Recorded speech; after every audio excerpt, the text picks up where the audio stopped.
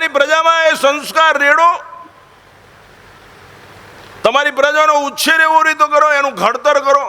બાપુ એક શિલ્પકાર મૂર્તિ ઘડીને રામ અને કૃષ્ણ બનાવી શકે. તમે તો સાક્ષાત દેવી છો, તમે સાક્ષાત જગદંબા છો. તમારી સંતાનમાં એવું તમને ભૂખ છે પૈસાની, તમને ભૂખ છે સોનાની, તમને ભૂખ છે ગોદરેજના કબાટની, તમને ભૂખ છે આરસીસીના મકાનની. તમને એમ છે કે મારે અહીંયા છત્રપતિ શિવાજી મહારાજ જન્મે, તમને એમ છે કે મારે અહીંયા મહારાણા પ્રતાપ જન્મે, તમને એમ છે કે મારે અહીંયા કર્ણ જન્મે, તમને એમ છે કે મારું ઋષિ જન્મે, જ્ઞાની જન્મે, વિજ્ઞાની જન્મે. એવા અહોભાવ સહિત ગ્રસ્તાશ્રમ જીવવું જોઈએ તો ધન્યો ગ્રસ્તાશ્રમો.